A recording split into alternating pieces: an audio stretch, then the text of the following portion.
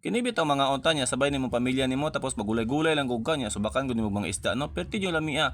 Ang uban magud lain na pagtusa tuwa amo taglibog pug kanin nila eh. What's up mga tats? Na ako sa akong panimalay karon no kay maglaw oy kog kamuti taps. So haluan na ako nagtibugol nga kalabasa, talong, okra kay maunay tirada na to karon buntaga.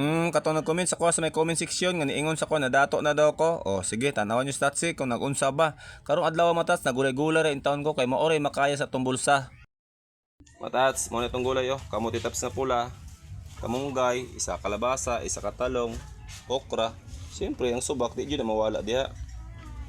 Ay na mo katingala sa lamas. Tinuod na ako sweldo sa Facebook pero igo-igo rin taon no kay gamay ra kog sweldo. Oo, unsa man nato nang dako dag sweldo kung daghan pud gastuhon no. Sa tinuod lang mga tats, kabalo naman jud mo kung pila ka buok ako estudyante no. Upat ka buok ako estudyante, duha akong college, isa akong high school, isa akong elementary. Ang uban diya porket nakasweldo na ta, may ingon na sa to, kwartahan na ka, dato na ka, dili na ka pa problema party panginabuhi. Sa tinuod lang naay sweldo pero unsaon lagi nimo na kung daghan ka ginapakaon na kay bayro nun. Usahay gani dili mamangay ta kabayad sa kuryente. Nagtuo mo guning uban porket vlogger na ka, dagko na kag sweldo. Sa tinuod lang no, daghan na comment sa comment section na nga isa kog kwarta, na nga isa kog pamugas. Sus Ginoo ko, pila rin taon nagipangayo inyo kaya ko na ihatag pero ang pangutana dili ta mo maapod. Wag ako makasweldo ma-share man ko, naga-share ko pero dili pud ingon tanan no. Ang uban diya nang insulto na sa comment section or sa messenger ni ingon na sa to wa man kay lami di makakabalo manghatag o mao ni nakaabandira. Kung dili ta mo matagaan pasayloan lang ko ninyo sa tinuod lang jud wala man pud ko naning kamot ani para pud ipanghatag atong hinaguan no. Naning kamot ko ani para sa akong pamilya. Siyempre pag naisobra gina-share na to pero dili lagi tanan. Makita man ninyo na kung pila pa kabuk akong followers diya 71 pa kapin di ba? So ang uban gani dira 500,000 ang followers, 1 million ang followers, wala pa man gani mga dato. So ingana na siya.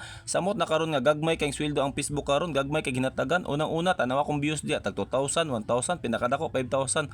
Sus pila pa man taon dollar ihatag ni Facebook ano eh. Sa tinuod lang kanang ginahatag ni Facebook sa ko nga sweldo no. Una pa jud ang point bago ang number. So ibig sabihin wala pa 1 dollar kay kung 1 dollar ang unahon, mauna man jud ang number bago ang point, di ba? So mo na ginatawag nga dollar. So pag mauna gyud ang point, dili jud na sa dollar. So sinsilyo pa na siya. Sa 1,000 views nimo in taon, nakaabot og 1 point dollar. O di ba perting gamaya, bisa pag 3,000 ang nananaw sa imo wala nakaabot og 1 dollar kay ngano man sinsilyo lang ang ginahatag ni Facebook ana. Sa bagay kanang sinsilyo ginahatag ni Facebook, matigom jud na kada adlaw no sa reel, sa long form, kada adlaw matigom jud na nimo. So pag abot sa isa ka bulan, medyo malipay na jud ka kay imong utok, medyo makapahuway na gunahuna ba. Ang akong buot pasabot sa pagunahuna sa paghimo og content kay ngano man dili bi lalim maghimo og content no. Mao bitaw na pag abot sa isa ka bulan nga ting sahodan nimo makaginawa na ka kay ngano man nakatilaw na ka sa imong hinaguan nga matag adlaw bisag sinsilyo lang to siya, natigom to siya. So mao na ang pangwarta diri. Mao bitaw nang igo ra tapet og bugas, pet og sudan pagpa-eskwela sa mga bata.